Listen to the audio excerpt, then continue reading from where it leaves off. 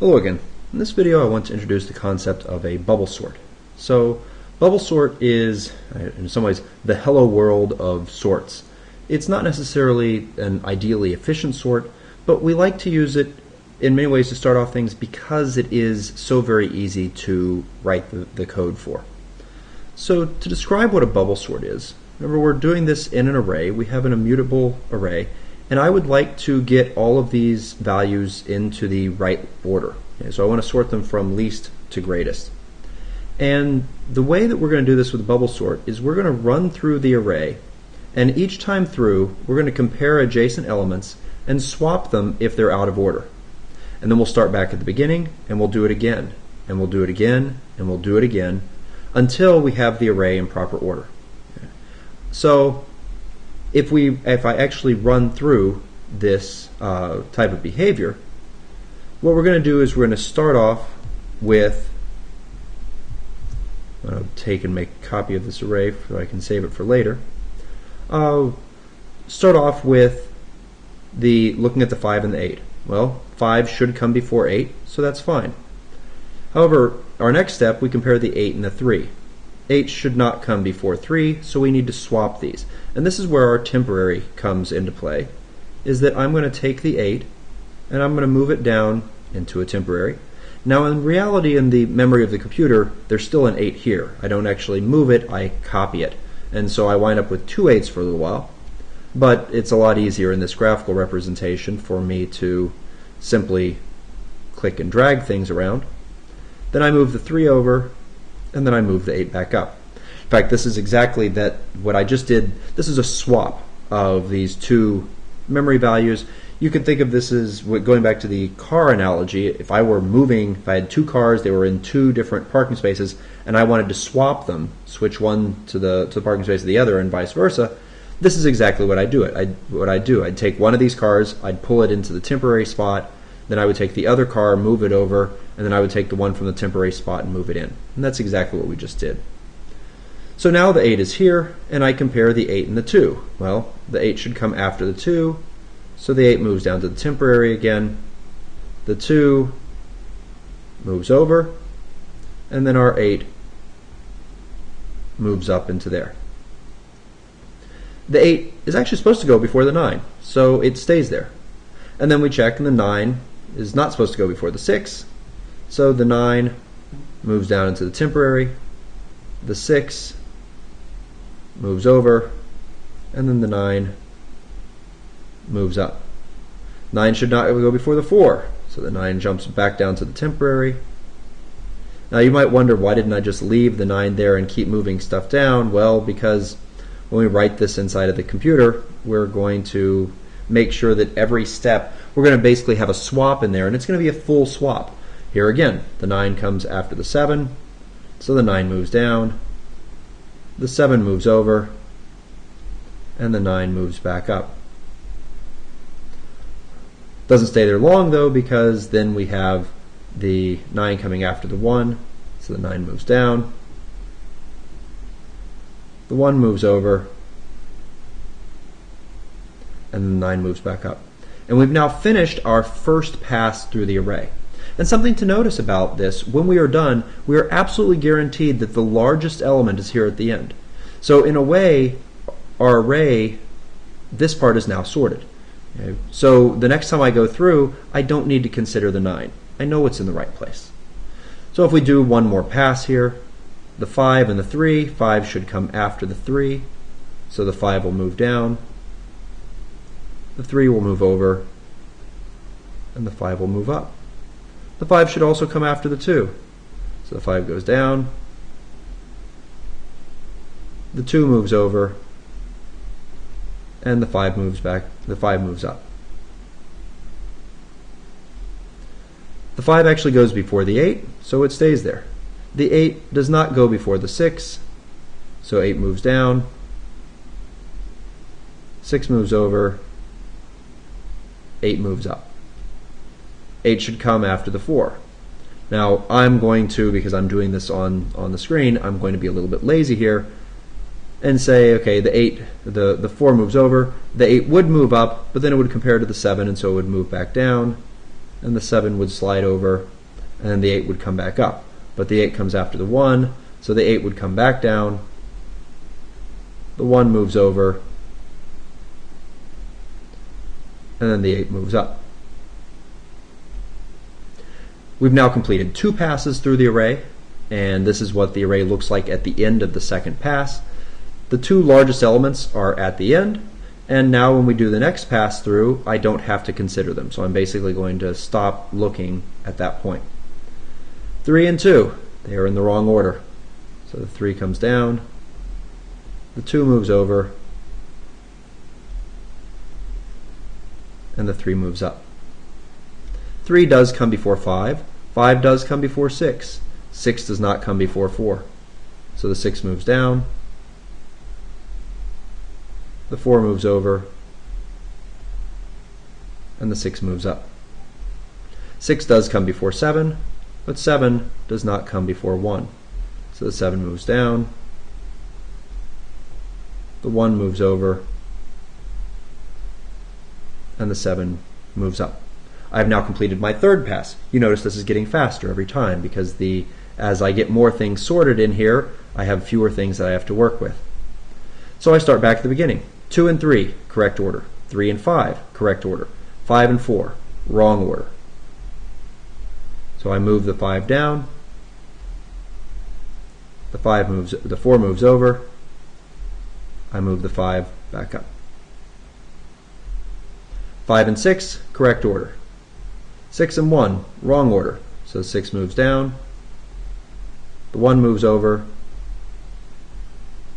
and the 6 moves up. I am now done with my fourth pass, and the 4 largest elements are here, so this is all I have left.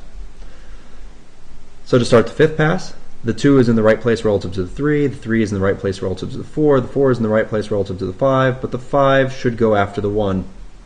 So the 5 moves down, the 1 moves over, and then the 5 moves up.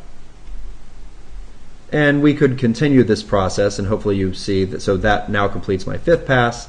The next pass, the 4 will move down. The next pass, the 3 will move down. The next pass, the 2 will move down. And at that point, we are done because the 1 is in the correct location.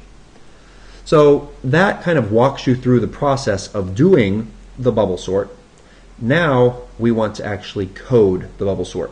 What type of code would be used to write this? So I'm going to write a single file. I'm going to call it sorts.scala. And we're going to define a bubble sort. What type should we sort in our bubble sort?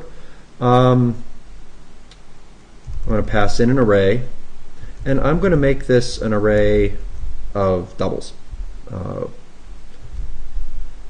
This function doesn't return anything to us. It simply changes the order of things in the array. This array is mutable, so this function is going to mutate it as opposed to giving us back some different result.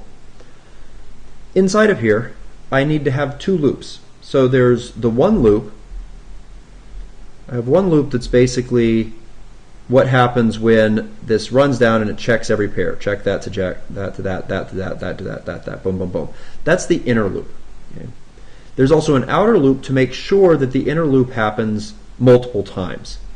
Now there are 2 forms of a bubble sort. One is a flagged bubble sort where that outer loop will stop if nothing gets moved. The other sort, and the one that I'm going to write, is a non-flagged bubble sort where we're just going to say, look, this is going to happen n minus 1 times. Okay? Because if you go through the process of running through the array n minus 1 times, you're guaranteed that you have a sorted array. So I'm going to have a variable I, and I'm going to write a for loop. And I is going to go from 0 until arr.length minus 1. Why minus 1? Well, because it turns out that as I said, I want to do this n minus 1 times. If we go back and we look at this, when I'm done, at the point where my last switch, I swap the 2 and the 1, I don't need to go through it again because the 1 moved to the only place that was left. It has to be the right place. So I can stop 1 shy of going through this n times. Now what happens in these n minus 1 times? Well, this is I run through the array. So I'm going to put another loop in here. And this loop is going to go from 0 until arr.length minus 1 and minus I. We should talk about that for a second. Why minus 1 minus I? Well, the minus 1 is because even the first time I went through this, my j would start here, and then it goes here, and boom, boom, boom, boom, boom. Notice that j shouldn't go here, because every time I'm comparing the jth element to the j plus 1 element. Well, I don't want to go to this last element because then I'd be trying to compare to here, I'd go out of the bounds of the index, and our program would crash. So I have to stop 1 shy of that. Plus, as we saw, after the first pass through, the biggest element is here. So the next time, instead of stopping here, I'm going to stop here. And the time after that, I'm going to stop here. And the time after that, I'm going to stop here. So that's why I subtract off I as well. And what happens inside of this inner for loop? I have to admit, I'm writing this as 2 separate for loops, though maybe I'll condense it in just a second because Scala allows us to put 2 of these generators in a single for loop. I do a check, and I say if ARR sub j is greater than ARR sub j plus 1. So j is our inner loop. It's running through the array, and I want to check is a given element larger than the one after it. Well, if that's the case, I need to swap them. And this is where we had that temporary space. And in fact, I'm going to create a variable called temp. You might notice that my variable names ARR and temp match what I put into the diagram. Here's ARR for our array and temp for our little extra single value in memory. So I'm going to set this equal to ARR sub j. That is the pull the 1 value out and stick it down into temp. And then I need to move the element from ARR sub j plus 1 into ARR sub j. So that's my second move there. I do that assignment. And then the last thing I have to do is set the value at j plus 1 to what we had stored in the temp up here at the beginning. Okay. As I mentioned earlier, if I wanted to, I could shorten this a little bit because Scala allows us to put 2 generators inside of a single for loop. This is a style issue. You can feel free to do this whether either with 2 nested for loops or with the double generator. And then to test to make sure that this works, let's make an array. Let's make an array that has 20 doubles in it, and they will be random numbers between 0 and 1. And to make sure that, to start off with, they are not sorted, let's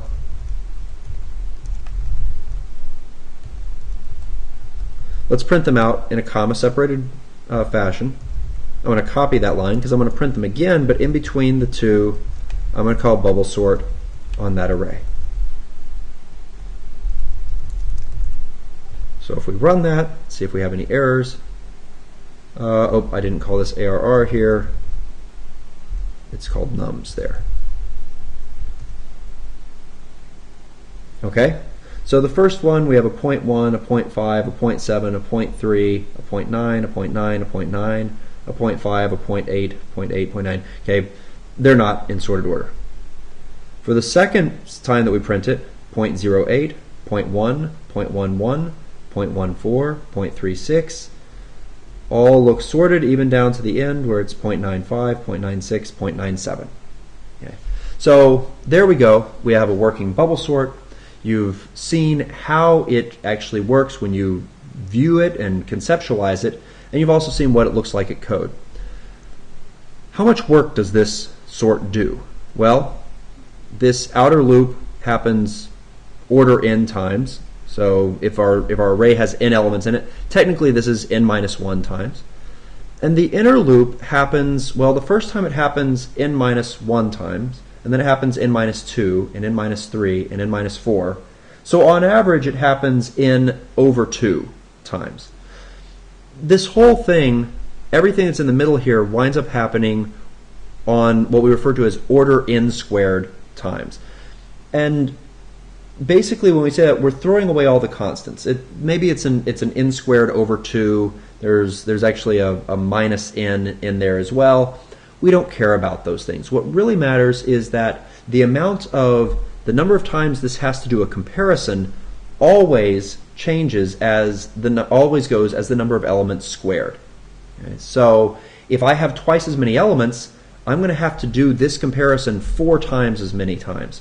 And if I have 10 times as many elements, I'm going to have to do this 100 times as much.